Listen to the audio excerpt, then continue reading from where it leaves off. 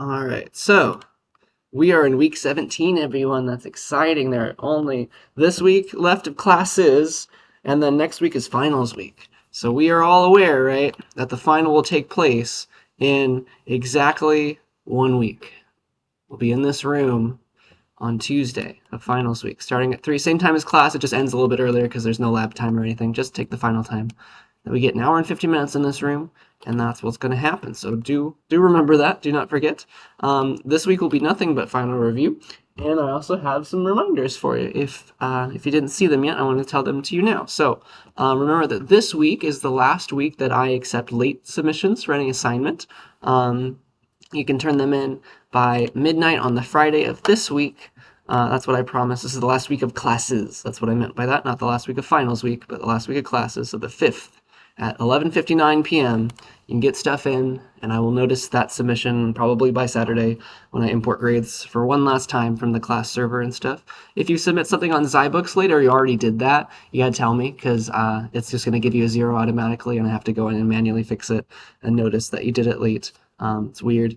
There's that. There's I have not been getting sign-up sheets regularly from the ACM Club. So if you went to a workshop and you do not see in your grade book extra credit points somewhere, please tell me about that, and we can figure out, get some sort of proof that you were there, and that will work out. Though if you do have extra credit points and you see that they're not factoring into your grade yet, that's on purpose, because that would artificially inflate your grade because your final grade's not in there yet. It would be like right now your grade's out of 90 rather than out of 100, and so I don't want to give you a grade that you didn't actually get. So if I gave you extra credit points right now, it would seem like your grade was higher than it really was, and that leads to very large problems. So I'd rather not factor that in until after the final. So there's that. Also, your textbook is sadly ephemeral. You have to get it if you want it for later. So you can go to each chapter and you print each chapter as a PDF. That's what you can do in your Zybook. If you want to keep it, it will expire probably by the new year. So do that as fast as humanly possible if you would like it. It's good information, good knowledge, but sadly you don't get a hard copy these days like I did. Alas. So there's that. And then finally, the class server is something I pay for, and I do not want to pay for it when I'm not teaching a class. So I'm going to be deleting that and remaking everything for the new semester. So if you want any code from the class server, please download that, and I can help you get that in a quick way if you're not sure how. There are some apps that make it easy. So do take any code that you want off the class server by the end of next week, please. All right. So I think that's all that I wanted to say. Are there any questions about any logistical things before we go to the review?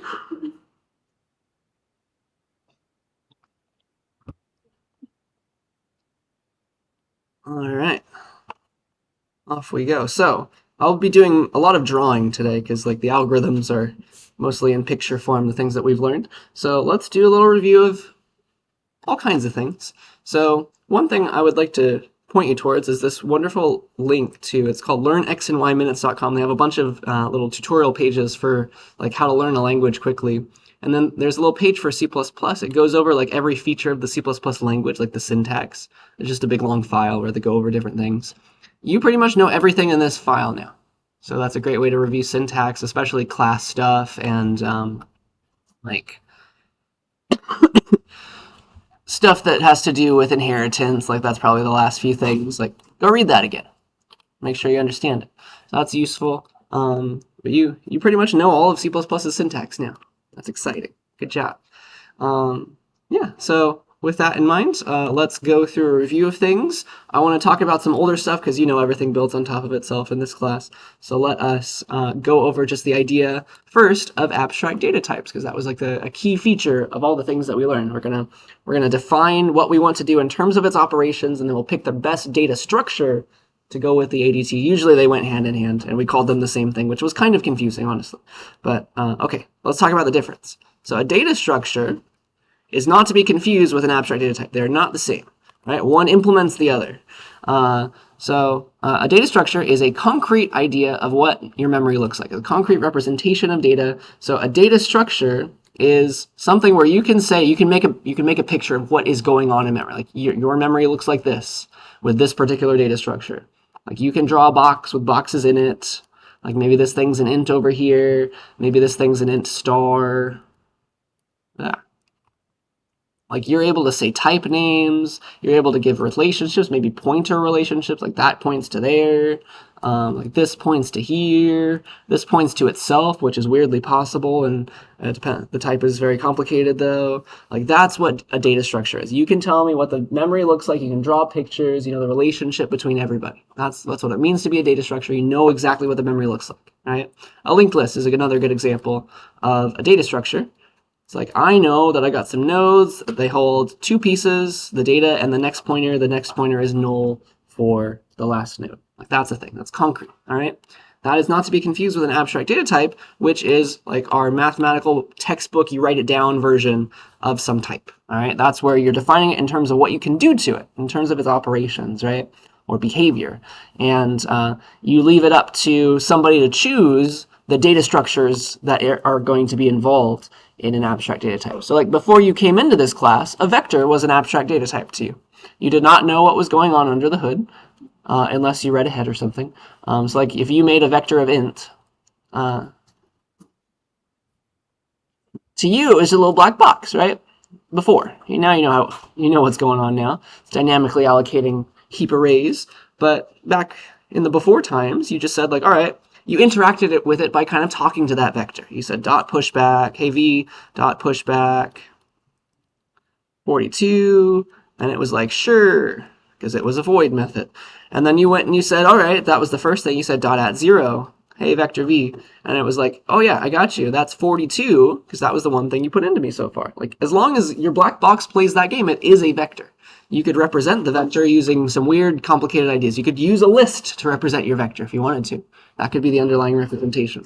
And so it's unspecified what's going on in that black box, but the call and response, the way that you can talk to it and what it gives you back, that's well defined. An abstract data type is defined in terms of how you can interact with it. So a data structure gives you an abstract data type. So like you're using, or sorry, let's do backwards. An abstract data type is implemented using data structures, and you cannot have a data structure without, usually a data structure like implies that you should use it in certain kinds of abstract data types. So there is a back and forth going on there, but they're not the same. All right. Yeah, I hope that makes enough sense. Any questions about that? It's an old idea, but I hope it's synced in enough by now. There's the difference there. And next we love the heap now in this class, right? We were using that for everything. We love to make pointers to things on the heaps, like nodes, for example, or arrays for vectors, nodes for linked lists, and trees and things. So the heap is a magical place where you can dynamically allocate memory, and you can say when you're done with it as well. So you can have it be reclaimed and reused. But before you got into this class, before maybe use the heap a little bit in 40, but not a ton, most of the variables you've ever made are like little ints, little strings and things, like stuff that was stored as a local variable with a real name. So those things are called stack variables. As long as you made them within a function. They were global variables if they weren't made within a function or a method. But most of the things you made was on the stack. So that is a thing. So the stack holds, this is the function call stack, not to be confused with the stack ADT, right? It's like main is the first function that gets called. It's got some space for all of its local variables. Maybe main calls the function foo, I don't know. Something like that, all right? So that's a thing. And foo can have its own local variables. And whenever foo is done, like it returns back to main, its stack memory goes away. All of its local variables go away. That's stack stuff, okay? The heap is a different place. It's a place where you can store stuff on the fly dynamically. You say new, right? You say new and delete. So new t makes you a brand new pointer to a t on the heap. So if you were to say new int, you can call the constructor for an int and like say new int 42. That gives you back a pointer to a brand new box on the heap that says that holds the number 42. So yeah, you get a pointer to that new thing of that type that you just made. So if you made a new int on the heap, you get back an int star, right? And so you'll say int star something. So you have to use the stack, usually, to interact with the heap. See that? So like you got to give a name to that thing that you're accessing on the heap. You got to go through a pointer to it. And so you mess with it as long as you want. But that's how this works. Maybe you make I lives in Maine or something. And so maybe I is going to point to this new place. And so when you say new N42, it makes a brand new box on the heap. And that place has an address. It's shiny and new, just made for you right now. It has some address, like 100, let's say, and that's what's going to be shoved into this I variable. So I will point there, and it will hold 42 as well, if you're going to initialize it on a line like that. So that's a thing. And then, yeah, you can make other things. Like foo can have some pointer to like a string on the heap or something. But you need to be careful here, because the second foo returns, right, all of its local memory goes away. That does not include, like, you lose that pointer, that place on the heap that foo made, right? So that's a memory leak. So you should probably save this somewhere else, or maybe return that address back to main or something, so that you did not leak this memory, because only stack stuff goes away when a function returns. So that's a thing. Yeah, and T could be anything. Could have been a string, could have been a vector. You could make a vector on the heap if you wanted to. That's fine. New vector. New vector int, something like that. You know how to make arrays on the heap, and things last on the heap until you say delete. If you leak them, you lose that address to delete it with, but if you still have it, you say delete, then the address, you get it somehow, maybe in the variable where you saved it, and it goes to that address, finds something that was on the heap, and gets rid of it for you. So delete I will get rid of it.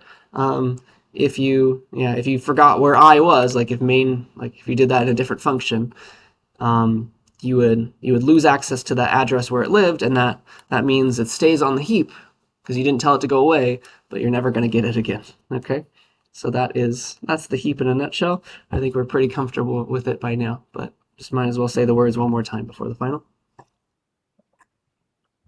And yeah, just stop me at any point if you have any questions. I just want to go over a few earlier things because we need them for everything else, right? Yeah. Yeah. Okay, so if we're good with the heap, let's move on to some ADTs that we know and love. The simpler ones would be like stacks and queues, right? You can implement them using lists, but you don't have to. Let's talk about them in ADT fashion in terms of their operations. All right, so a stack, for example. A stack is an ADT that supports the push operation, the top operation, the pop operation, seeing if it's empty. Sometimes you get a size operation. But that's what a stack is to us. That's what you can do to it, right? So when you have a stack, you can push like 1, and you draw it like that. Like it's got 1 on the bottom of its stack of work to be done, just like a function call stack. You push 2, it's going there. You push 3, it's going there. And that's the top of the stack. There's a concept of where is the top of the stack, and 3 is the top of this stack, right? A stack looks like that. If you were to push again, it would add to the top always, right? So if you wanted to push 4, it would go right here. A dotted 4, perhaps. So push always adds to the top. That's what it means to be a stack, at least. Because push does not add to the top. There is no top for a queue, right?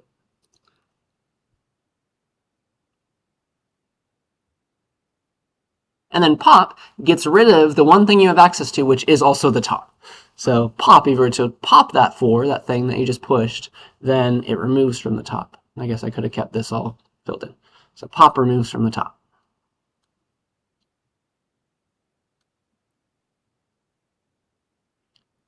Okay, so that's a stack. And then a queue is the idea of like people waiting in line. So if you still have push, but now it's front instead of top. You have access to front, and push adds to the end. So if you say push to a queue, like if it was empty, it puts 1 there. If you push 2 to the queue, it's like 1 was waiting at the front, 2 gets added to the end. You push 3, there it is, it goes there. You push 4, push adds to the back of the queue, or the rear of the queue. Some people say different words. So push on a queue in queue land adds to the back. Like you don't cut in line.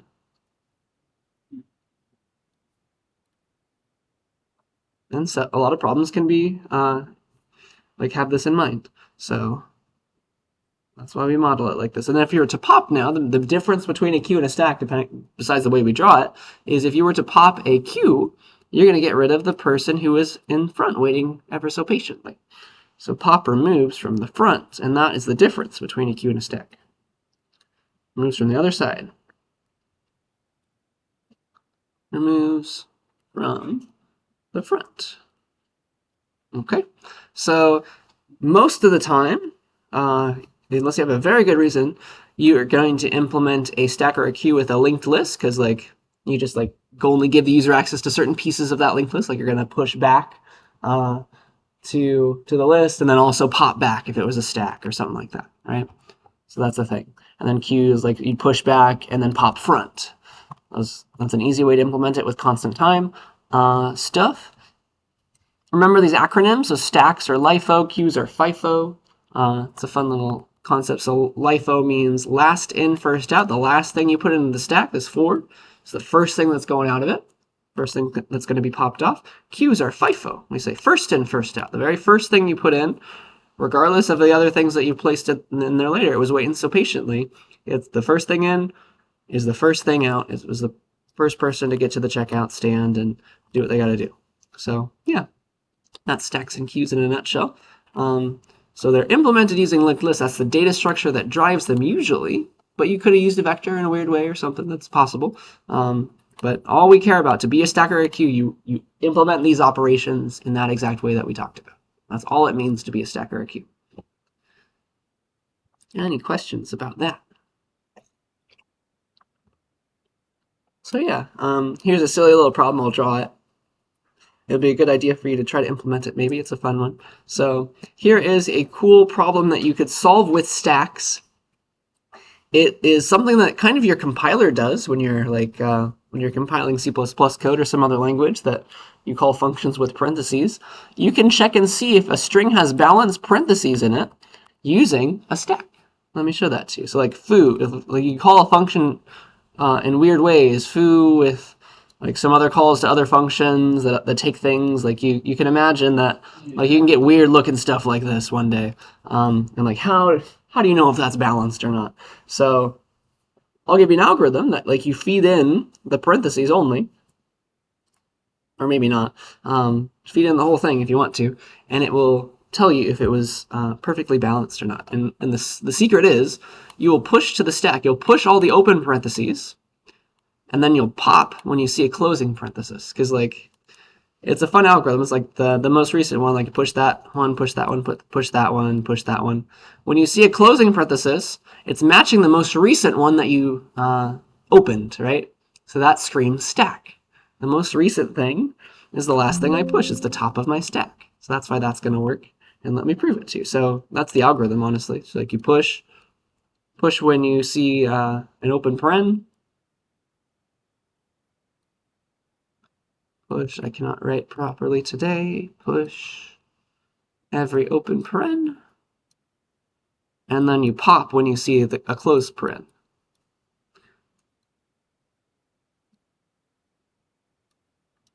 And so let's pretend that we would like to check and see if this is balanced. It's not quite balanced because of that last one. I hope you see. So let's play this game. So all right, I'm going to go through every character. I see an open paren, I'll push that to my stack. Push. See another one, push. And then I see a close paren, which means I pop the stack. So like, all right, I have a match for that most recent one. I hope you see how the algorithms work in there. Same for the next one.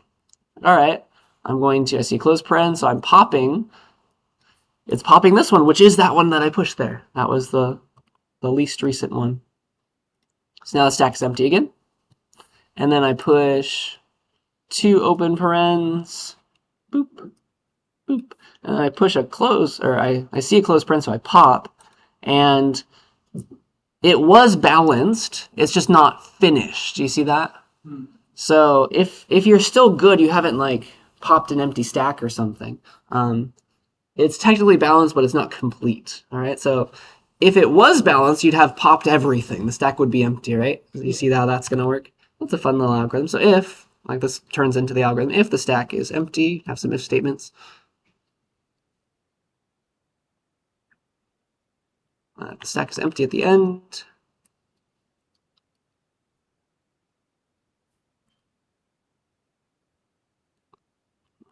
I'm going to have to write a lot today. Let's get better with handwriting. Then that implies that it was balanced. That's pretty cool.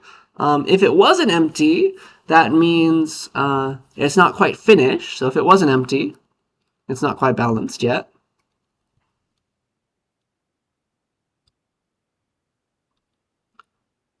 Or something else could have gone wrong that I didn't show you in this example. What if you gave somebody this string, completely unbalanced? You try to pop an empty stack a few times, right? See that? You try to pop an empty stack because there wasn't any corresponding open parens for this one. So if you tried to pop an empty stack any time at all, then that means you're trying to close something that was never opened. Or if you tried to pop an empty stack,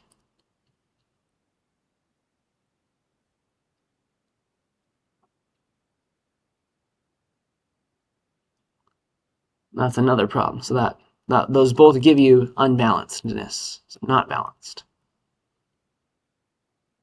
And that is not too far from the algorithm that the compiler is using to make sure that you've called everything properly. It's a fun little idea. Any questions about that? So that's one use of stacks. You know that a good use of queues is to do a breadth first traversal. That's a good one. I'm going to go through a tree in level order. Yeah, questions about stacks or queues? We do need to remember our time complexities. We'll get to that later. But do remember that with the right data structure, with the wrong data structures, you can make this as horrible as you'd like. With the right data structures, the best worst case would be constant time for everything. So that would be great. If you could choose like a list. That's why we choose lists for stacks and queues. All right, so next I just want to show you something cool that you can do with classes, just to remember all the fun things. I'm going to make a type for you that has iterators, because iterators were very important in C++ library stuff. You can actually make your own iterators that work in the same way that C++ iterators do. It's very exciting. So I'm going to show you some code that I've already made. How much do I want to say before I show it to you is the question. Let me say things first. So remember, when you go and you look up documentation, every container has an iterator. So like vectors for sure have an iterator. And that's your begin and your end, right? Begin and end. There's other kinds of iterators, but we didn't really talk about those in this class. And the way that an iterator normally works is you spell it all out. It's like, all right, make a vector, and then I want to iterate through it with an iterator. So, all right, if it's a vector events, I'm going to make a vector int : iterator.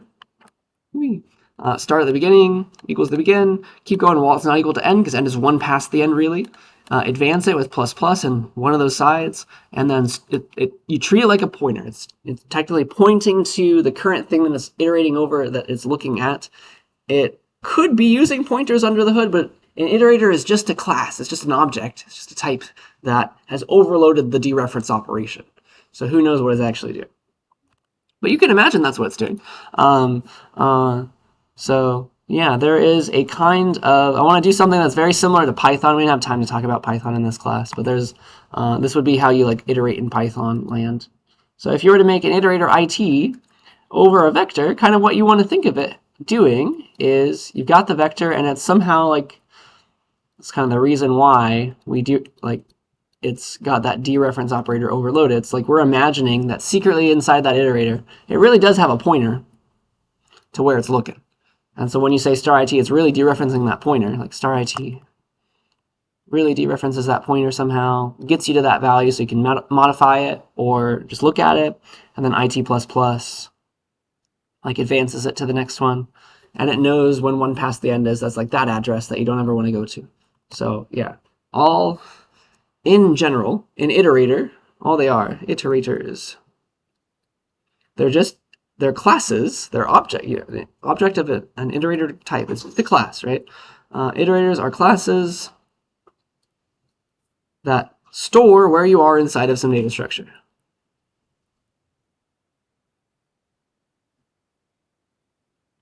where you are in something. Yeah, that's all an iterator is. And so we can make our own iterators through our own vectors, through our own classes, and we also get the benefit of that range-based for loop. Do you know, like we said, like for int I colon v to go through a vector, like that's a thing, and it's secretly turning into this syntax. C++ secretly is using this syntax when you say for int x in v or whatever, or in my vector in this example. It's going to translate it into a use of begin and end and IT++ and star IT and all those things. So that means, and it works like that for every single type that you use this range-based for loop for. So that means if you were to make your own class that has a .begin, if I can spell begin, I still can't, that does not look great to me. It's cursive and not cursive at the same time. There we go, begin, and it also has end, and it also has, like, on that iterator type, whatever gets returned by begin and end is the same type, and you have a plus plus operation, and you have the star dereference for it, and you have the not equals to operation, because like that's what it's going to turn into, just like that. As long as you implement all these things, you can make your own iterator. As long as you use those exact names, because it will turn into that, and you can use that iterator in a range-based style. And so here's a cute idea. I'm going to make a range object that lets you go and iterate through a range of numbers. Like I want to iterate through the numbers 1 through 32. I will make a custom type called range, and I'll make an object of that type and construct it in a way that it knows that it's starting at 1, going to 32. And as long as for this range type, I implement a .begin and a .end, and they give back some range iterator, and that iterator type has a plus plus and a not equals to and a star implemented for it, I can use this exact syntax to iterate through that range of numbers. Isn't that kind of cool? So that's what Python does. If you want to iterate through a range of numbers, there is a range function that does something like this. And so we're going to model exactly that. So all that we need then for this object, because it's just an object. All an iterator is just an object. What should this R look like? Well, it should just kind of save, where am I in the range right now? Like, as we're going through the thing, where are we? Like, where does it start? Where does it end? Like, we're at 1. And then if you're to do like plus plus R or something, if you're iterating through it, like, change it to 2, change it to 3. Like, it starts at the start, goes until the end. That's it. Something like that. So you can imagine that R itself, honestly, it has a start and an end. It holds the 1, it holds the 42. Start, end. Holds the 1, holds the 32. And then when you say r.begin or something, r.begin gives you back some iterator type that just like also knows something. It also knows something about like, am I done yet? It's like, where am I right now?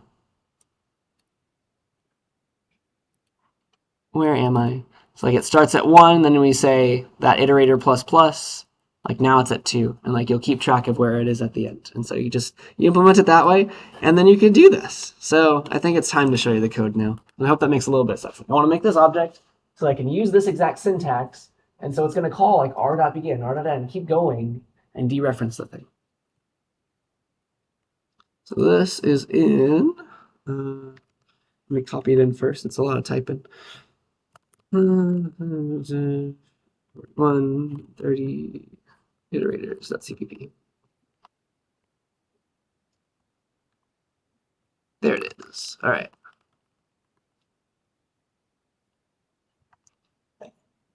All right, so here's a range. Dun, dun, dun. Am I not allowed to say? Oh, yeah. So start and end, I think they are reserved keywords already in the C++ language. I'm going to use underscore start and underscore end. And here is, that's what it means to be a range. Those are its member variables. It's going to remember where it is. And I'm going to implement begin and end for ranges. And like, here's the constructor that sets start and end. And all a range begin and end give back is a range iterator type. What is a range iterator? It just remembers where I am right now. That's all it knows. Like, what is the number I'm looking at right now? It starts at 1, right? For our 1 to 32 example. So that It's got a constructor that sets that. It's got a plus plus that advances where it is in the range. Like if we're at 1, the next place is 2. That's the next place. It's got a star operation. That's you're dereferencing the iterator. What am I looking at right now? Just like return the number I'm at right now. Like I'm at 1, return 1.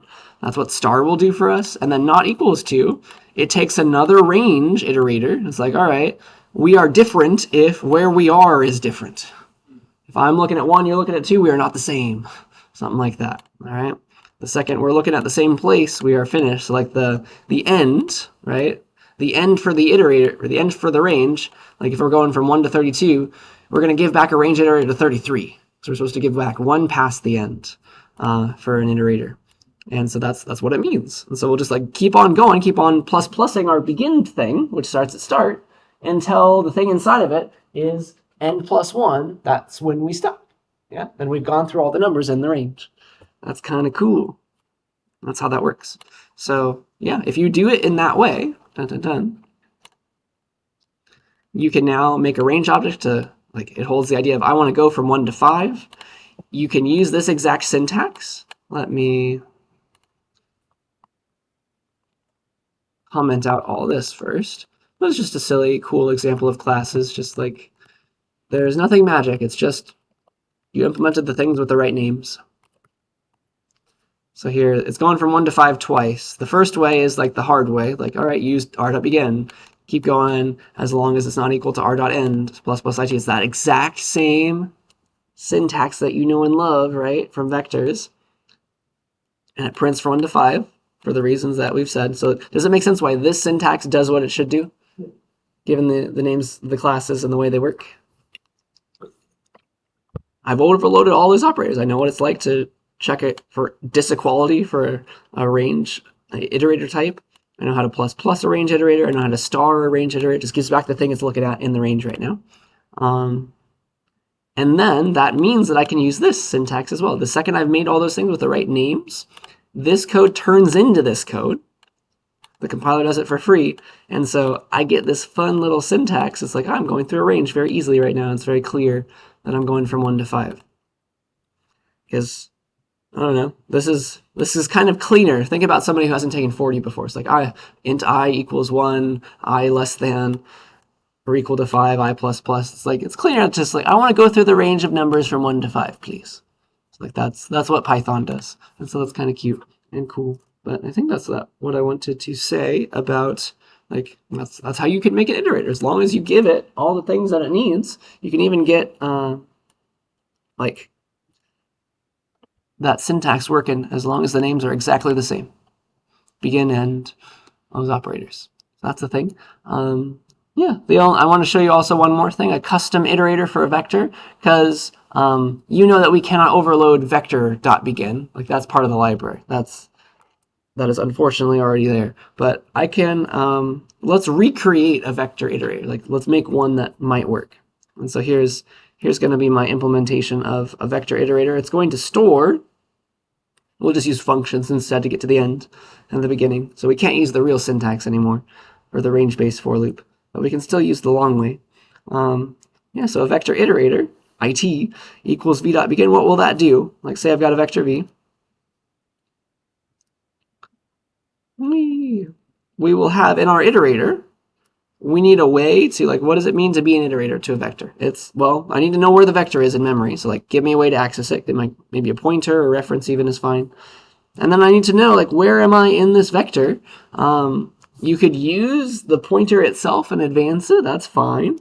Or you could save also the index, like idx. What is the index into the vector that I'm looking at right now for this iteration?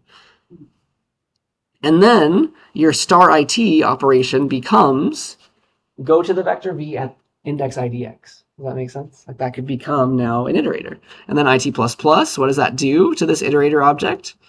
There's no magic. It's like, it just plus is the index, because then if you start again, now it's going to the next thing. Does that kind of make sense? That's one way to implement. Like, if you made your own C++ library, you have to implement the vector header. You know how to make vectors. Now you can make an iterator for it as well. And that's part of the requirements. So here's that.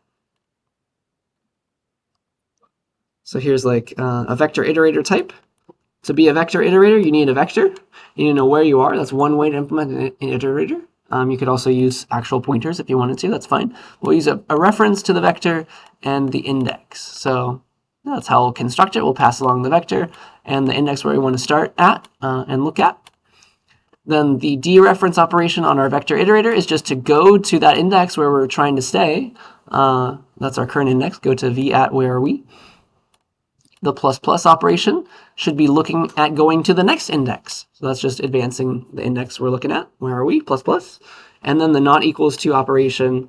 We could be fancier than this implementation because you could check against, like, are we looking at the same vector right now? I'm not checking that. I probably should be. But it's very clear that we're not at the same spot if our indices are off.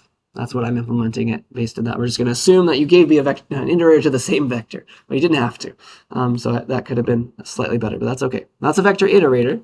Does that type make sense just in the implementation, from an implementation standpoint? Even if you didn't know it was an iterator, you see what it's kind of doing? Because now if we use it, we can't like overload vector.begin, but we can make a little function version of it all, like vector begin. You give me a vector, I'll give you a vector iterator, my thing, to the beginning of it. That's just make a vector iterator, give a reference to the v itself, and then index 0 is the start. And then vector end, right? Where's the ending iterator that I want to stop before, right? If I ever get there. So that's a vector iterator to that vector v, and then give an index that is invalid, one past the end, that is size, right? Because size minus 1 is the last valid index, size itself is 1 past the end. And so now we can play this game, like for vector iterator it equals vector begin, here's my vector, it is not equal to vector end, the function call, plus plus it, star it, there you go. There is a way to implement the postfix plus plus, the it plus plus operator, but it looks weird, and so this is the prefix plus plus operator. The other one's called something different. It takes an integer for no reason and does not use the integer. I did not want to get into that, but I can show it to you later if you like. So yeah, there it is. It's going through the vector 2, 3, 4. That is one way to make an iterator to through a vector. Just there's no magic. It's just like you got to save the vector you're going through and where you're looking at. You got to know when you're done. That's all it is. That's all an iterator is. It's just an object that knows where you are in something. Doesn't even have to be a concrete data structure. It could be a range, just a range of numbers. The idea of going through things, right? The idea of going through some numbers, or the idea of going through an actual hardcore data structure, the vector v. All right. That's a fun little example. Any questions about that one? All right. Let's see what next. So let's do some complexity now. That's important. So all right, we learned the very first kind of complexity analysis was big O complexity. You know that we are doing our big O analysis in terms of secretly big theta, right? We want the tightest bound. When somebody says big O, they really mean big theta. Big O is just a way that mathematicians have come up with to describe how fast a function is growing, the asymptotic growth of a function. And the reason we use this in computer science is because we can make a function that kind of describes how an algorithm is going to perform in terms of how much memory it's going to use or how many operations it's going to do for a certain size of input. And so, yeah. First of all, remember it's secretly big theta in this class. Really big theta, which means tightest bound. Tightest bound. So there's that. And yeah, that's like kind of like one of the goals of this class is to understand like we can associate functions, mathematical functions that describe the growth of algorithms. And then we can use this analysis on those functions. So there's different kinds of analysis, right? You've got, first of all, runtime complexity, space complexity. There's also different kinds of, like, what do we want to look for? I want the worst case analysis. I want the best case analysis. I want the average case analysis. We didn't really talk about average case too much. The only time it really comes up in this class is with hash tables. Hash tables are average case constant. You can make a horrible hash table with a bunch of collisions and then you get like linear time. But usually if you do it good enough, you get average case constant, and that's fine. That's what happens in the real world. So yeah, the way that big O in general works, there's a mathematical definition. You say that a function f is big O of a function g So you say this syntax and you say f is big O of g. The equal sign is not a good thing to put here. When you get to CSCI 26, I will complain about that equal sign. But that's how you read it. And yeah, what it means is to be a big O. For a function f to be big O of another function g, the mathematical definition is I can give you some constants c and n naught such that for every input to the function n that is bigger than or equal to n naught, so starting from that point onwards, the function f is bounded above, less than or equal to, is bounded above by g of n, scaled by an appropriate constant c.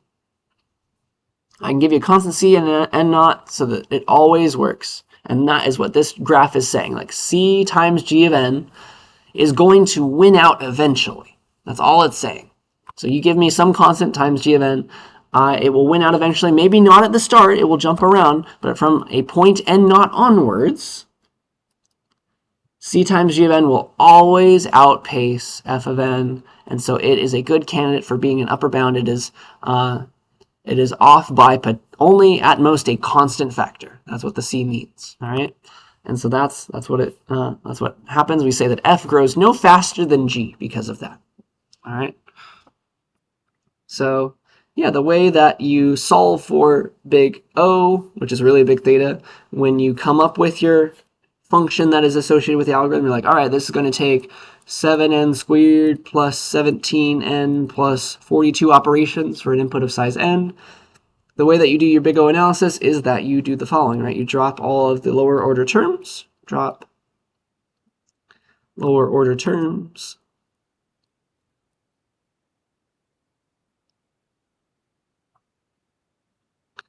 and then you also drop any leading constants out in front of that highest order term.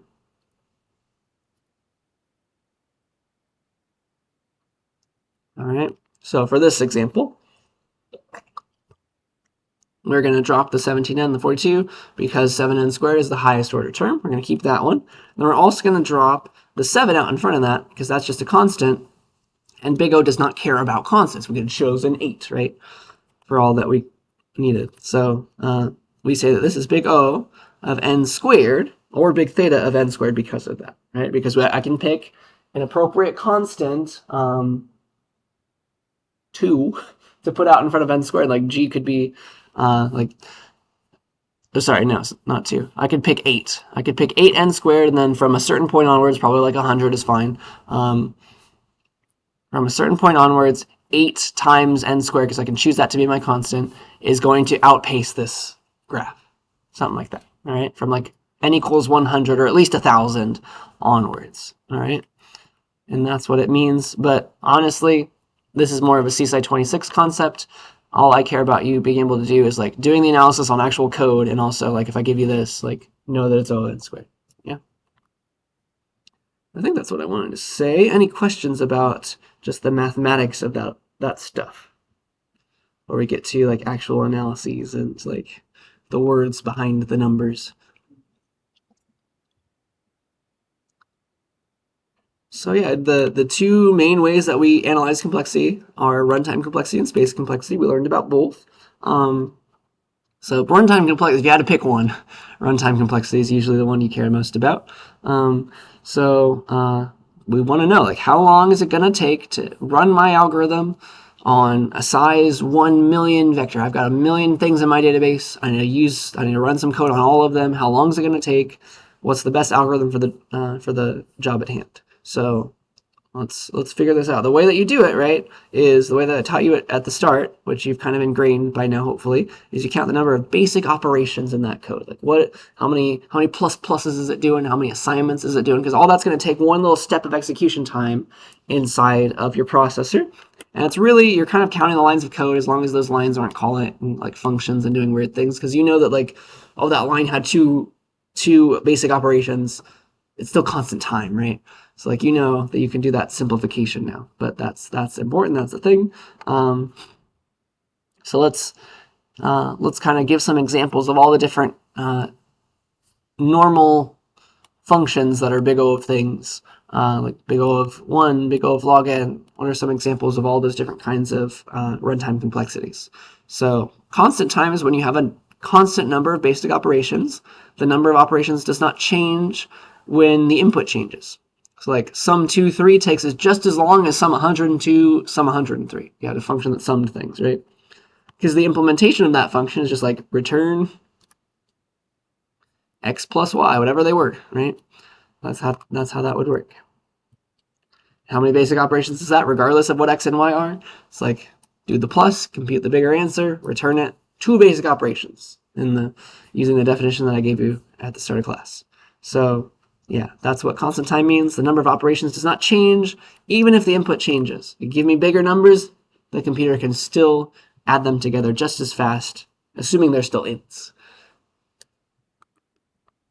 There are other kinds of types that take an arbitrarily sized number that's bigger than ints, maybe, and that would be a different running time complexity, but that's beside the point right now. So that's constant time. There's plenty of things that are constant time. The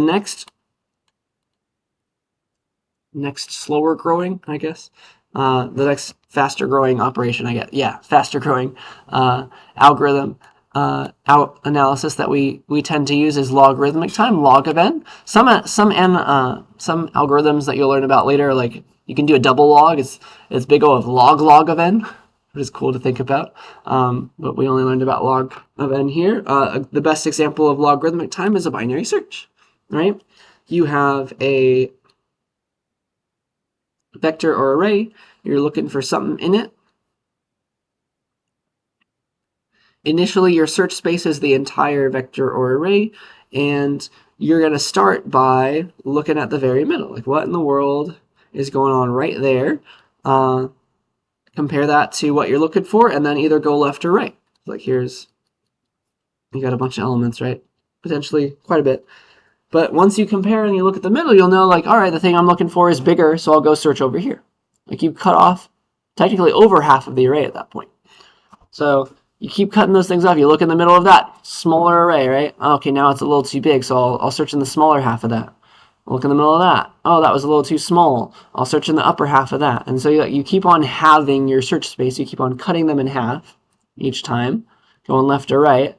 And the number of times that you inspect an element, have your search space, the number of times you can possibly do that and still have a search space to look through is proportional to the logarithm of the size of that array. Okay? Log base 2, because you're having things. So that was an easy logarithmic time. And so search on a binary search tree is also logarithmic if your tree is balanced, because the leaves are at log base n level at that point if you have a balanced tree, right? So that's that one. The next slower algorithm analysis that we care a lot about is linear time, right? So big O of n is linear time. It takes proportional to the number of elements things. Like you got to go through all of them in some way. You can't save time by cutting off things. That's what linear time is all about. It's just like linear search is a good example of that, I think you can imagine. Or like you want to sum up all the elements of an array, like you got to look at them all. You're not, there's no tricks there, right? So if your numbers are jumbled, you want to go search for something, you got to go through everybody. You want to sum up all the elements of your array. Those are 2 good examples of linear time, because you're forced to go look at everybody. You don't know where the thing is. You have no clue. You can't guess what the values are. So that's that one. Then we get even slower. Right? So please stop me at any moment. I'm just giving you flavors of all these different things, right? These different complexities. So n log n and times log of n is the next slower of algorithms, and that is the best sorting algorithms are n log n for arbitrary comparison sorting. So merge sort is a good example of an n log n algorithm because it kind of has this halving go on at the same time as it's doing linear work. So the idea of merge sort was like we have this array that we want to sort. It's jumbled. We would like to, it's jumbled. We would like to chop it in half into 2 jumbled halves, recursively sort both of those halves. Like now it's sorted over here. Now that part is sorted over here. And then merge them back. But the way that it creates sorted things here is it does the same game. It's divide and conquer, right? It's going to also chop those in half, also chop those in half to get down to the smallest elements that are like size 1 arrays. Those are already sorted and merge them back. And so it's always chopping things in half. And the question of how many times can I chop things in half, it's proportional to the log of the number of elements.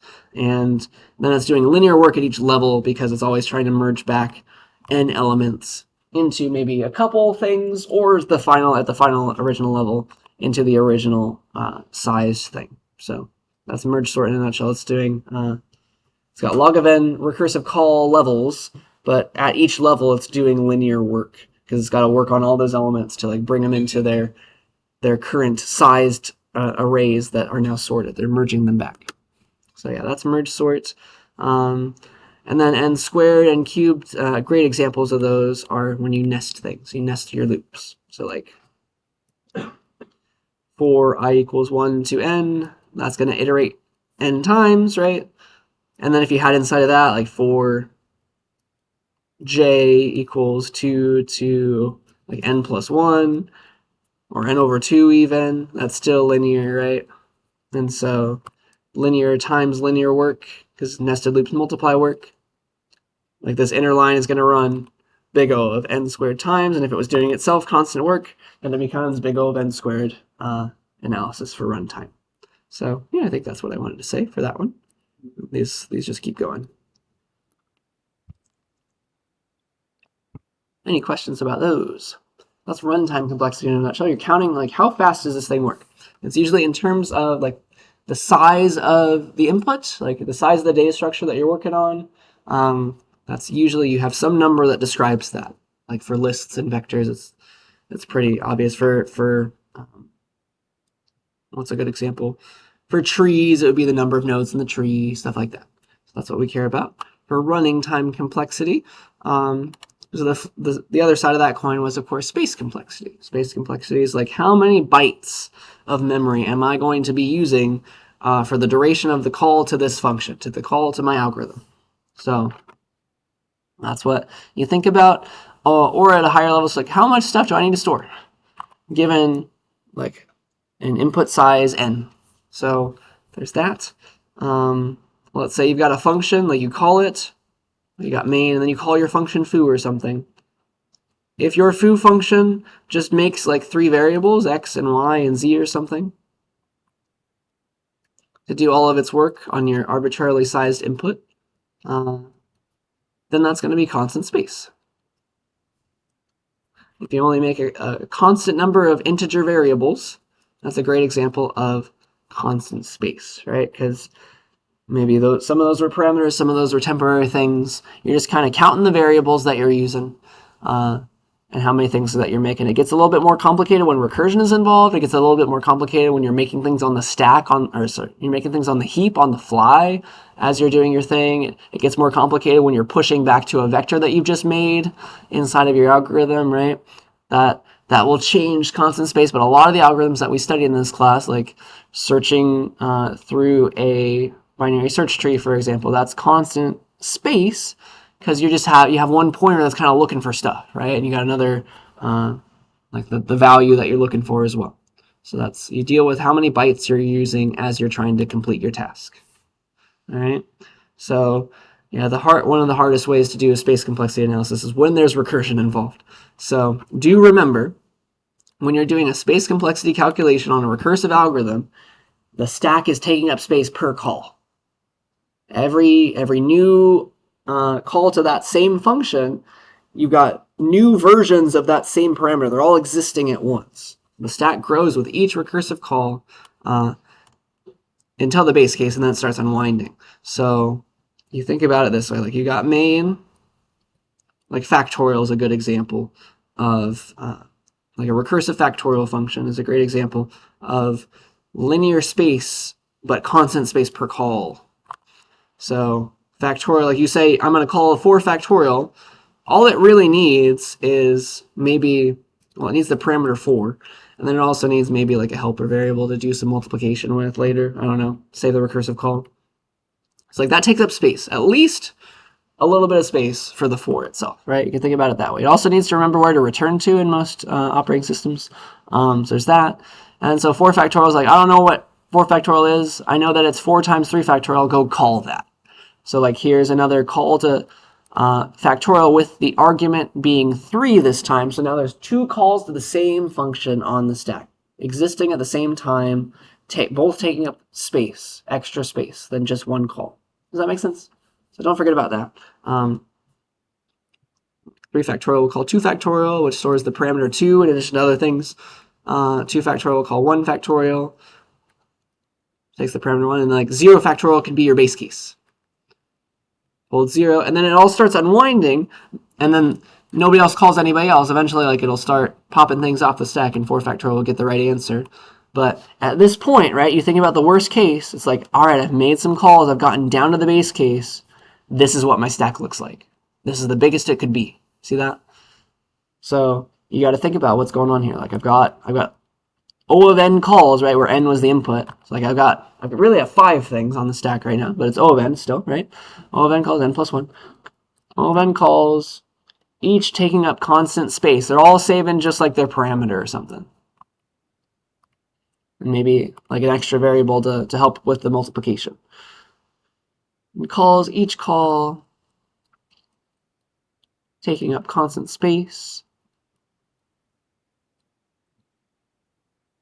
And so that becomes then linear space, because you got to do that multiplication. Right? You multiply the space complexity of the single function call by the worst case number of recursive calls, which is usually you getting down to the lowest base case that you could possibly have gotten to.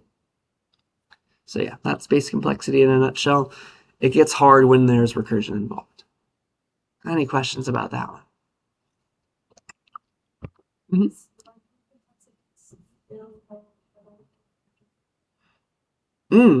For factorial? Because it is kind of doing a loop over numbers, so that it would also be linear time as well. Yeah. Sometimes that's not true. Sometimes they're not. They go hand in hand.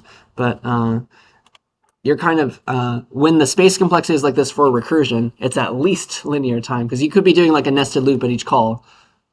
And so then you would be maybe n cubed or something time, but it's constant space if you're just holding a couple variables per call. So it could be this, it's at least linear now because of the way we've done things, but it could have been worse. Yeah, great question. Other questions?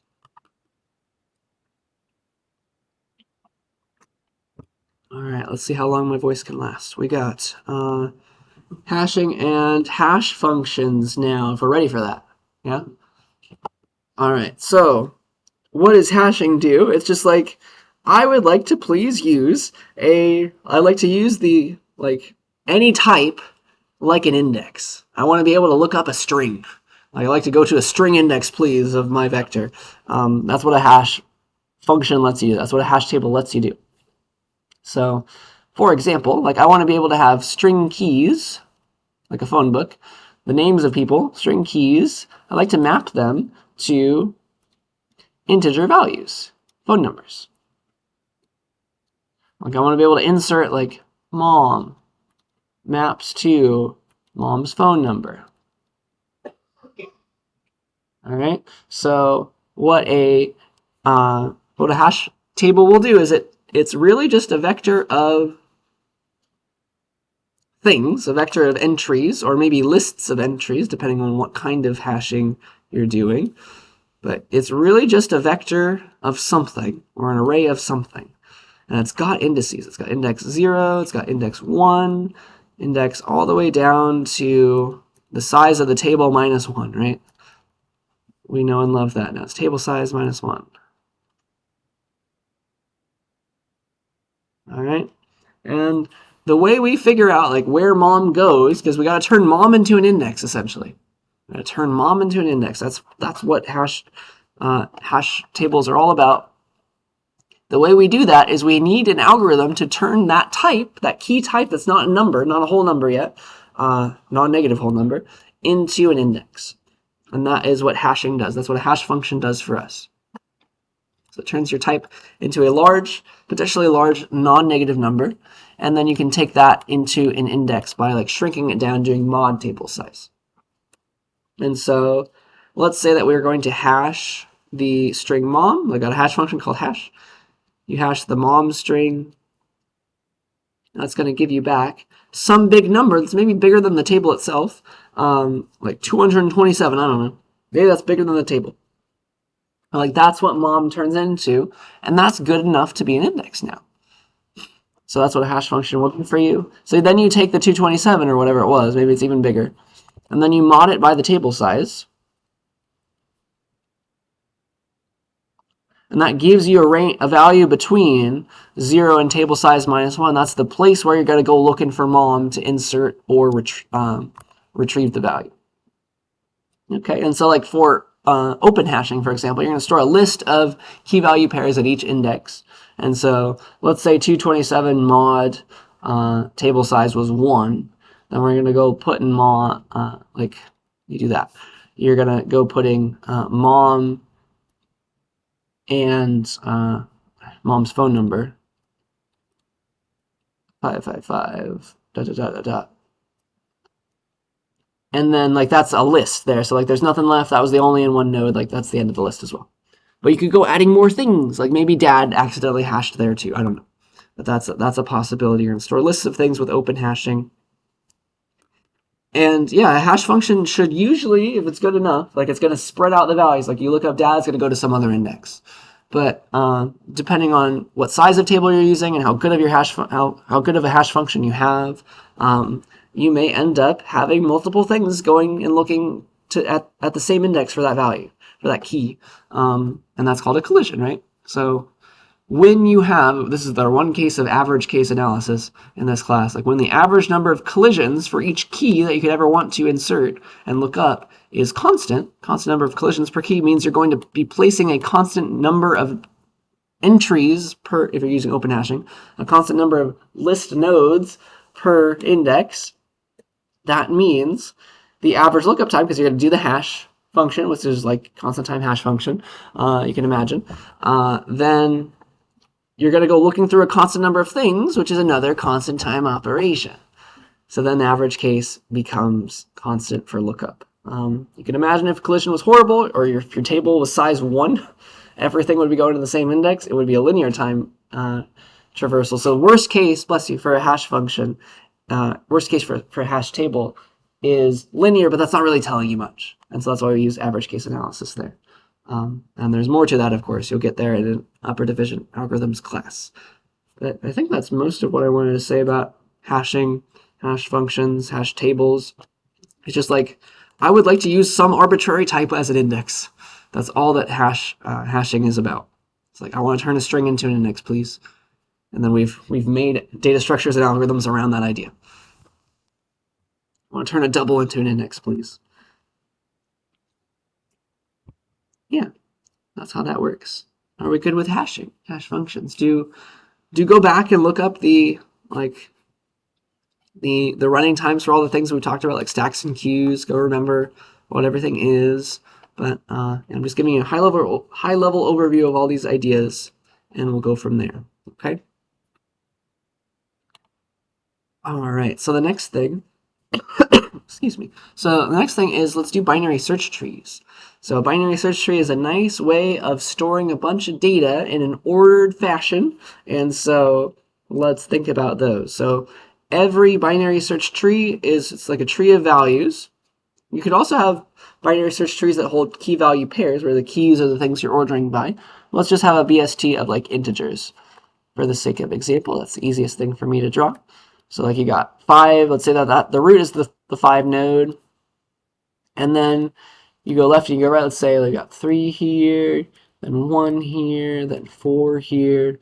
But like the second you went left from the root, you know that everything, that's what the binary search tree property is all about. That's why you can find things quickly. You know that everything to the left of the root is going to be less than 5. That is what we are enforcing. Everything to the right of the root is going to be greater than 5. And that sticks around for the entire subtree. So like when you look at 3, you go right from 3, everything that you get is going to be bigger than 3, but you can't put 42 here, right? Because you still have the outer requirement of being less than 5 for that entire subtree. So you know that whatever you put over here is going to be less than 5 and greater than 3. Does that make sense? If these were ints, your hand has been forced. You know, if there's anything there at all, it's 4.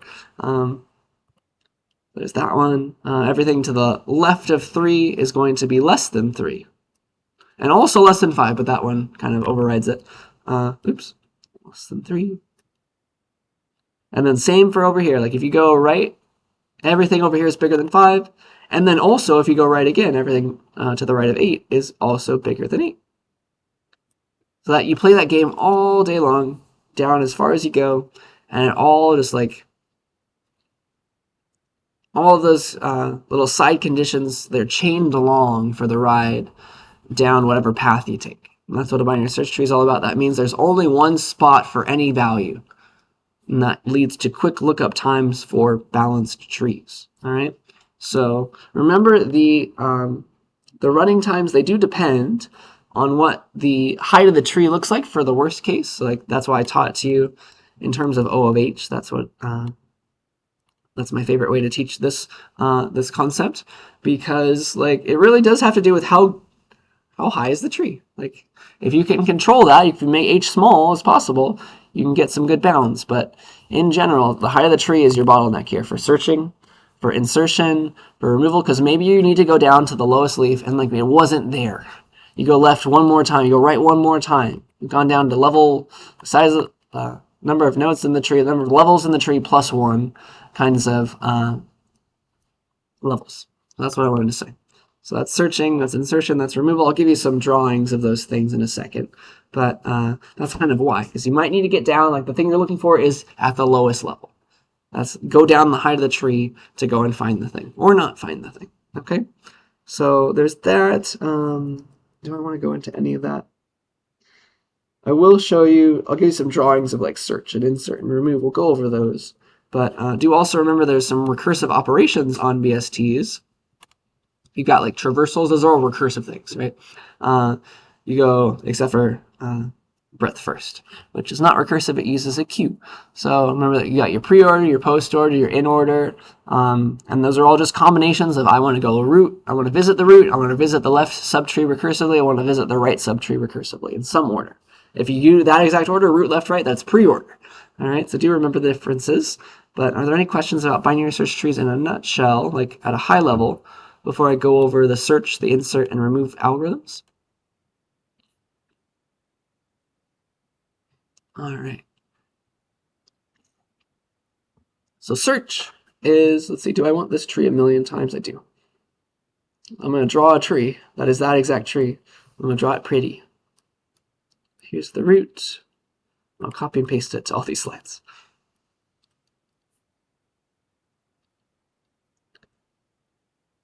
Three, 8, 1, 4, 13. There's all those. So there's my tree. There's my example tree. And let's take this. And I'm going to copy and paste it onto this slide and also this slide and also, oops, not twice. Also that slide. So, okay. Let's say we got a binary search tree. We want to search for something. I'll draw the new stuff in green. We want to search for something. Say we've got like a value. We want to search for the number 4. That is going to be height of the tree running time, right? Because you're going to go look at height of the tree nodes. So you kind of make a pointer. You start at the root. That's your n or something. And then you're going to go looking for the 4. So, all right, 4 is smaller than the 5. So anywhere, if it's anywhere at all, it's to the left. It's in this left subtree. I will go left. So now you put your node pointer over here. You see 3, right? For what you're looking for is smaller, you go left. If you see something, if you're looking for something bigger, you go right. And then, of course, if it's equal, you're there. So I went left. I see 3. I'm looking for 4. It's bigger, so it must be, if it's anywhere at all, it's over here. I'll go right. And then I'm looking at this node. I compare 4 to 4, and I found it. Beautiful. All right. And so that's the search algorithm in general. Hope it makes sense and it's coming back to you. But I hope you see that in the worst case, you're going to go through, you're going to go down to the lowest level maybe. Somebody could give you, your worst enemy could give you an input that is a node at the lowest level, or even worse, like 4.5, a value that isn't there at all. So you'd want to go and check even further down, like go this way one more time if it were doubles. And so you'd go down even more than the height of the tree, but it's just one more. And you'd get to null, and then you'd stop your search. So that's another thing to think about. All right, so you go down the height of the tree. Order, you look at order of H nodes, where H is the height of the tree, for search in the worst case. All right, questions about that analysis, that algorithm? So I say O of H. I like to teach O of H rather than O of N, because O of N is so useless. Because it really is like if you wanted to, if all you got was the number of nodes in your tree, the worst case analysis really is O of N, because your tree could look like this. It could be disgusting. It could look like a linked list, where the height of the tree is the number of nodes, more or less. So your tree could look like that, but I don't think that's the full story. That's why I like to teach O of H. It's like whatever the height of your tree happened to be, that's how low you might need to go. All right. So some people, like some websites, they say that the worst case is linear time, but that's only if the tree looked like this, and usually it probably won't. Okay, so height of the tree. That's what I care about, you know. And do you remember that if the tree was balanced, then the number of levels is proportional to the logarithm of the number of nodes. Log base 2 if it's binary tree. Lovely. So that's quite nice. All right. So that H gets to change depending on how the tree looks. But H is the full story, more or less, until you have more information. So let's do insert now. So insertion is very similar to searching, because the search is the first thing. And that's what leads to the running time that we know. So let's say I want to insert the value 11. All right. So the very first step is you make a little search. You do a search, like start at the root. Go search for where the 11 should be. All right, it's to the right of 5. It should be to the right of 8. It should be to the left of 13. And I see that there's nothing there, which means that this is fair game to insert it now. So you search for the key you want to insert. You should hopefully not find it. You give up if it's there, because usually you don't have duplicates in a binary search tree. And then once you know where it needs to go, then it's constant work. It's constant time work after that. But it took O of H time to get to where you needed. Because then all you got to do is like, all right, make the new node on the heap, constant. Set its data, constant. Set the left or right pointer of the parent, constant. Set the parent pointer of that new node. That's all one-line stuff. So the hard part was to do the search for where it should go. So it's like this plus this, which of course the O of H is the bottleneck. That's the highest order term that you're going to worry about. Okay. That's insertion. Questions about insertion?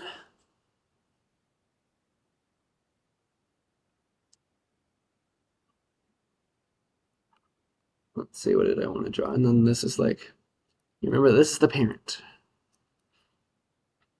So you keep a pointer to that. So yeah, the hardest one was removal, right? We know that one very well now, I hope. You can split it up into different cases. So, all right. Case 1 is where you got a leaf. You want to get rid of a leaf from your BST. That one's quite easy. You just you notice that it's a leaf. It's got no children. So you just go to its parent, tell that parent, hey, you don't have a child anymore on that side of you. And then you're good to delete that node. That's good. Just make the parent forget about it. You're done. That's that one. The one child case is still easy, but not quite as easy as a leaf. Let's say we want to remove this 8 node. We want to get rid of that one. So it has one child. Let's see. How do I want to do this? Yeah, let's do that one as an example. So I want to get rid of this 8 node. I'd like it to go away. It only has one child, which means all I need to do is some surgery, like go to 8's parent, figure out which side of it was on. It was on the left. It was on the right side of its parents, like this one. I want to change its parents' right then to be the one child of that node. That's all I need to do to make it. And then I'm good to delete that node. And then that new child of that parent, its parent is changed, of course, so I want to change the parent pointer around as well. So I'm good to chop off this right of this root and make its right be 13. That's the one child case. You make the one child a child of the parent, and then you also set the parent pointer of that child because its parent is no longer what it used to be. So that's cases 1 and 2. That's a thing. So I hope that makes sense. And then you do also have special cases. You maybe have, it's possible that you deleted the last node and that was the root, or you've changed where the root is. So cases 1 and 2 can mess with the root. You also need some special cases to deal with those. Bless you.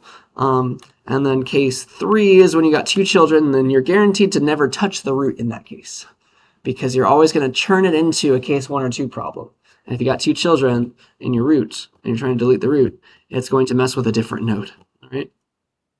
So the 2 children case is the harder one. It is, let's see, it's where you got to do your either your predecessor or your successor operation. You go and find, like, say I want to delete this 5 node. What I will do is I will go and find the predecessor or the successor, let's say the predecessor of the 5 node, and I'll swap it with that. So the predecessor of 5 is 3, right? Go left, go right forever.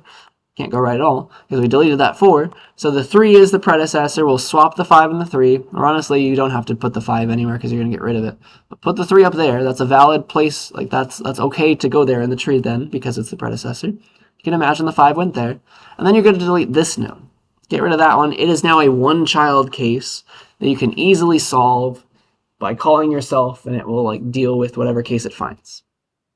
So that's guaranteed to be one of the 2 easier cases because your predecessor is guaranteed to not have 2 children. Otherwise, you could have gone right one more time. That would have worked. All right. So your deletion of that predecessor node is guaranteed to be one of the 2 other cases, and these are like your base cases. You kind of call off to yourself. It's recursive, but only it's one recursive call. So this is a great example of a recursive algorithm. Because there's a bound on the number of calls you're going to make to yourself, it's going to be constant space. Hee hee. Interesting, even though it's recursive. That's fun to think about. This is only going to go once. Let's see here. I think that's what I wanted to say. So, yeah, does removal make enough sense? You remember it? You know it well, I assume now. You struggle with it in the lab. But now you can never forget. So, all right, let's say the last piece of that puzzle is, right, how to do predecessor, how to do successor. So they're both symmetric, so let's do predecessor in detail. It's just like go left and go right forever if you have a left child. That's what you want to do. So go left and go right forever. Like the predecessor of 5 is going to be in this tree. It's 4 if we didn't delete the 4. So go left and then go right forever because it's the biggest thing that's smaller than you, right? So go find the maximum thing in the left subtree. So go left once and then go right forever to find the biggest thing over there. And so that's your 4. You want the biggest smaller thing. If you do not have a left child, you cannot get smaller things in that way, right?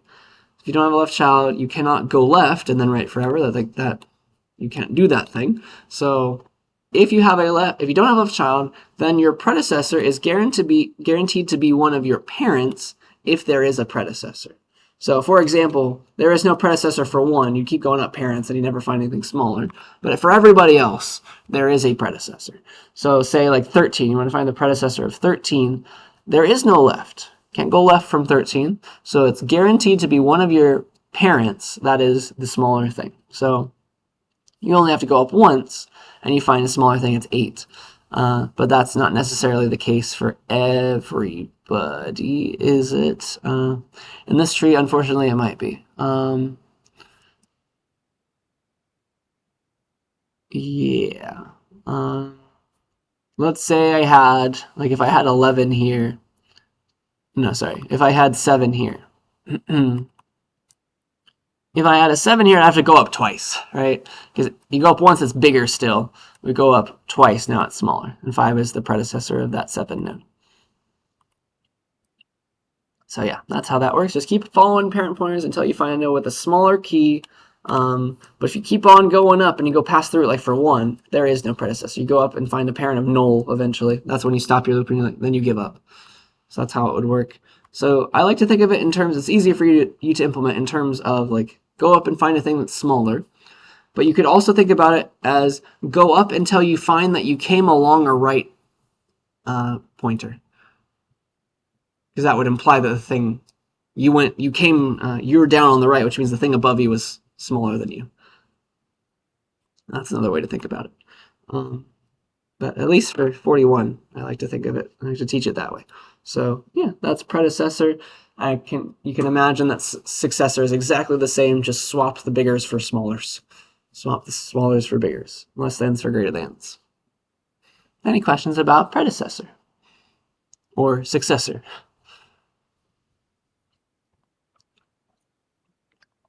All right, we're almost done for today. Let's talk about just recursion in general. I'll give you a couple examples. I'll give you one good example, and we'll continue from there next time. Okay? So, yeah, what recursion is all about is you got a problem. You would like to find that problem within itself. All right? So, you're going to go search for that same thing somewhere. And the reason recursion works is, I'll give you a better proof in CSCI 26, but the hand wavy idea is you say you have a base case, right? You have a base case and a recursive case. The base case is you shouting to the world, like, I know how to solve the smallest version of this problem. You give that to me, I can give the answer. I know the answer for P of 0. And then the recursive case is you saying, I know how to build one thing given another smaller thing. You give me the answer to P of n, and I'll give you the answer to P of n plus 1. I'll use that smaller thing to build up the bigger one, the next bigger one. That's your recursive case. That's what you're shouting to the world when you make a recursive case. Like if you just gave me that smaller thing, that's what the recursive call is doing, go and finding it. You just gave me that smaller thing, I can build up for you the next bigger thing from it correctly. Let's write legibly today. Okay, so there's that. That's your recursive case. And so if you were, let's say you wanted to solve, you really wanted to solve P of 5, the way you do it, if you want to think about it this way, is like you got to start at P of 0, and then you get to, all right, you know that you have that answer, right? You start with the base case. You have that answer concretely in your fingertips. You've got that for sure. I know the answer to P of 0. And then you start running the recursive case rule where you change around n. Like, all right, I have set n to 0. Like, all right, I know that I can plug P of 0 into here because n could be 0. And I can use it then to build P of 1. Right? That's what the recursive case is claiming. You give me the next smaller thing, I'll give you the next bigger thing. Give me one smaller, I'll give you one bigger. So P of 0, you can use the recursive case rule. You can drive it to give you P of 1. Now you got the answer to P of 1 at your fingertips. You can now plug that in to your recursive case. Like, I have that now. N is 1. All right, you gave me n of 1. I'll give you P of n plus 1. I'll give you P of 2. So you can use P of 1 to make the answer for P of 2. You can build up the next sized answer from the one you just received from the recursive case, and you just keep on doing that until the end of time. So that's now you got P of 2. You can plug in 2 to the recursive case. All right, it knows how to build up the next bigger thing. All right, you gave me 2, I'll give you 3. You gave me 3, I'll give you 4. You gave me 4, I can build you what you really wanted, which was 5. Boop. So there you go. But when we program this, usually we start with the original input and we kind of ask ourselves for the smaller thing. You go and make the recursive call, which gets you down to the base case. You get that answer, and then it starts unwinding and building itself back up using those ideas, though. So it looks slightly different in code, but it's really is all recursion is doing is getting down to that base case so that it can start using the recursive case rule on that one concrete answer you finally have to build up the final thing. Okay? So hopefully that made a little bit of sense. That just means that you can solve P of whatever for anything bigger than 0 now. So yeah, I think factorial is the best example for recursion, just remembering it. So I'll do that one. And that's where we will stop. So that's where I want to stop after that. After factorial, boop, we'll come back next time after that. So what is factorial? How do you solve for factorial recursively? Well, first you have to notice that it's a recursive problem at all. So recursion, remember, you can find the problem within itself, which means, all right, if factorial is recursive, that must imply that you give me 5 factorial, I should be able to find the next smaller factorial in there somewhere. So 5 factorial, you write it out, you do some examples, I would like to redraw that. There we go. 5 factorial equals. We see that's 5 times 4 times 3 times 2 times 1, and then we see the trick, right? Then we see, oh yeah, there's 4 factorial. I see the problem within itself. I can do this recursively then. So you generalize. That becomes your recursive case. Recursive case.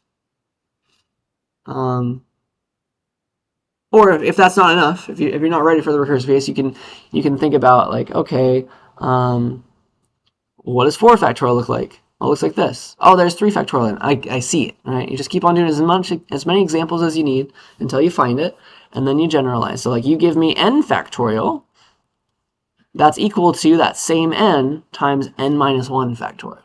See it? So you're generalizing from your example. Equals n times n minus 1 factorial, and that is a true thing. You can go and check that. It's usually true, right? And that's your recursive case. And so, like 5 factorial, you run that rule, right? 5 factorial, according to this rule, it's equal to 5 times 4 factorial. All right, it's running that rule. And then, all right, what's 4 factorial?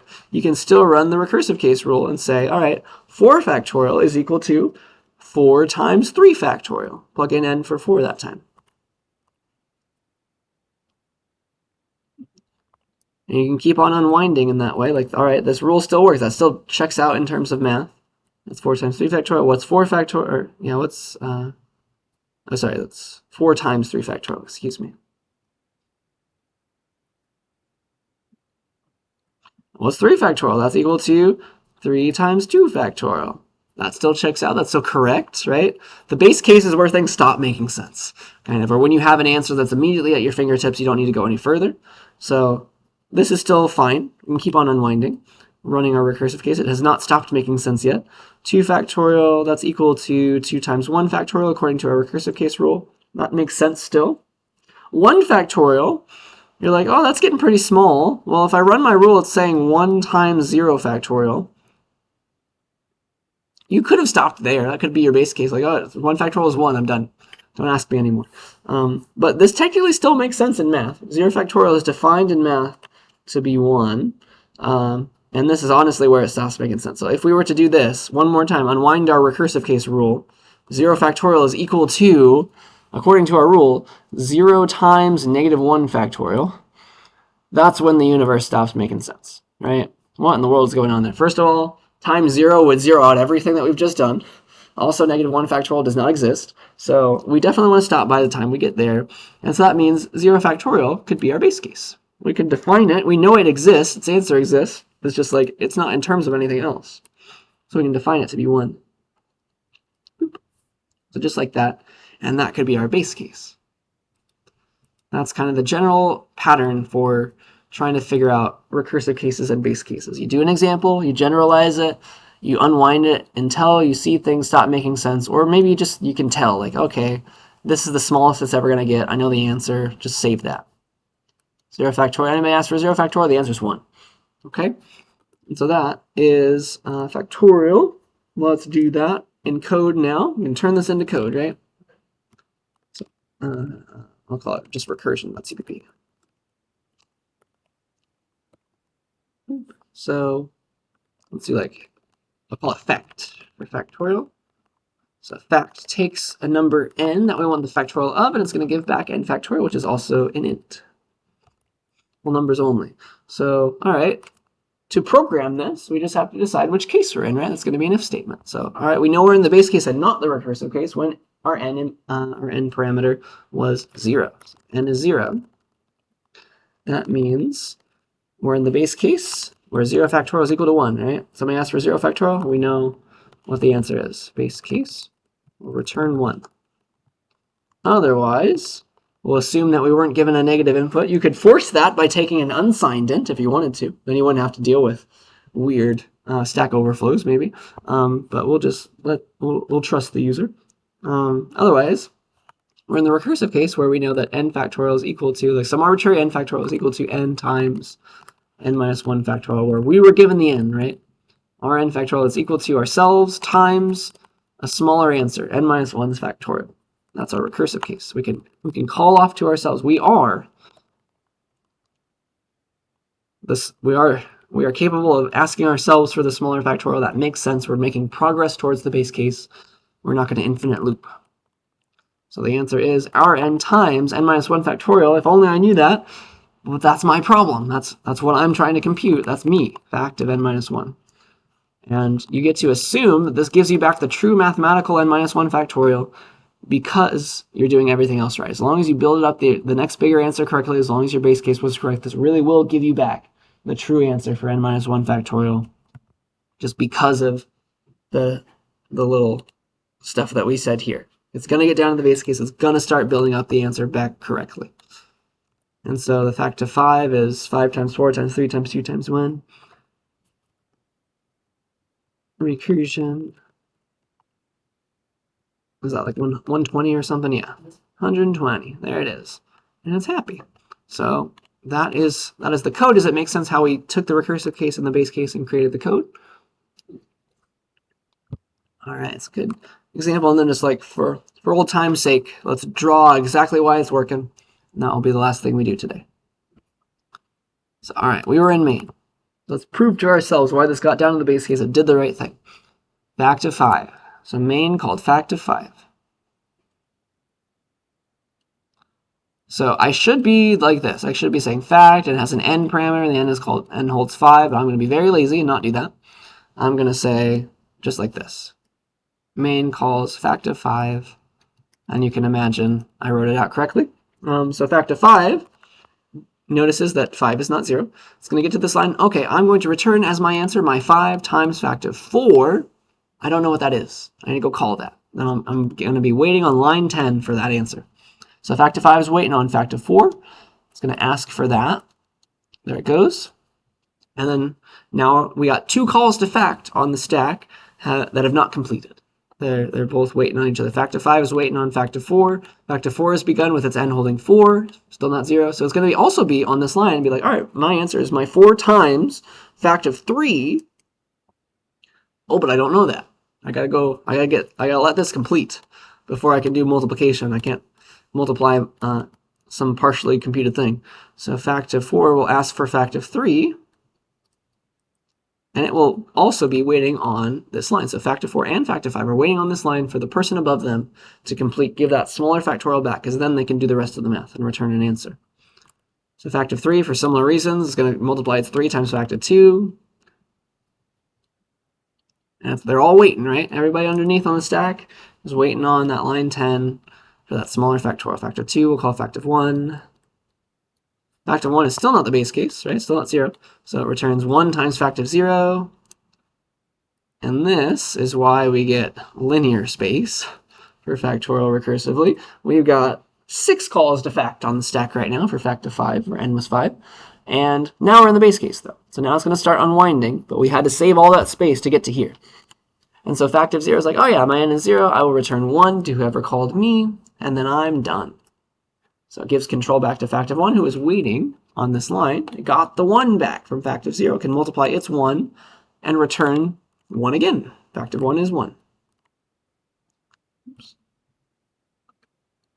So it returns 1. Now it's done. Fact of 2 is back in action. We've got, it's waiting on this line. It finally received fact of 1, which is 1. It got that answer. It can actually do math now. It knows that its n is 2. That fact of n minus 1, fact of 1 was 1. We can multiply 2 times 1, compute 2, return that, we're done. Fact of 2 is correctly computing 2. Then same for fact of 3. It's got the 2 for fact of 2. We can multiply its 3 by that answer to make 6. That is the answer for fact of 3 correctly. Now it's done. Pops itself off the stack. Now we're back in fact of 4. Is waiting patiently on fact of 3. We can multiply its 4 by that answer. 4 times 6, 24. Return that.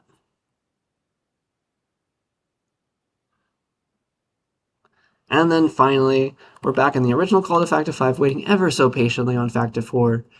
If only it had it. It can multiply its 5 times fact of 4. It finally has it, right? Multiply its 5 times 24. Do the math. Return that 120. That's the answer. Back to main, who is, I guess that was waiting most patiently of all on that cout line. Has that answer. It can go print 120 now. It's got a concrete thing to print. And that made its way down the base case, start unwinding. It did compute everything correctly. It all worked out. It was recursive. So yeah, that's why you get to trust in that recursive call. It really will make its way down to the base case, start using the bigger thing correctly. As long as everything else is fine, you can assume this gave you back the right answer. The magic of recursion is what I like to call it. And I think that's what I want to stop with today. Are there any questions about any of that? Question, yeah. Yes. So yeah, this would be, it's always the worst case. If you're thinking about worst case, right? For call to factor 5, the size of the stack is going to grow because it's going to shrink eventually too, right? It's going to get back down. It's going to pop off the 0, the 1, the 2. But for a split second, they're all there at once. They're taking up 6 fact calls of memory, and they at least all have that parameter n inside of them, right? And so that's a constant number of bytes. That's 4 bytes per int times all n of the calls. So that's going to be n linear space complexity. That's exactly right. Does that make sense? Yeah, very good. So it's linear space. It's also going to be linear time because you can imagine it's kind of looping. It's going through all those numbers. It's doing constant work per level. It's just doing a multiplication, but it's also handing off the smaller problem. Right? Constant work per level as well. So that's important. So constant space, or sorry, excuse me, linear space, because you're doing constant work per level. You got n plus 1 levels. And then you've got, so that makes linear space total. And then you get linear time as well. Because you can think of it just like a loop, looping through 5, 4, 3, 2, 1, 0, doing a multiplication over all of them. So linear time, linear space for factorial. Yeah, other questions? All right, that is where I want to stop for the day. We'll come back, do some more final review on Thursday, and that will be it.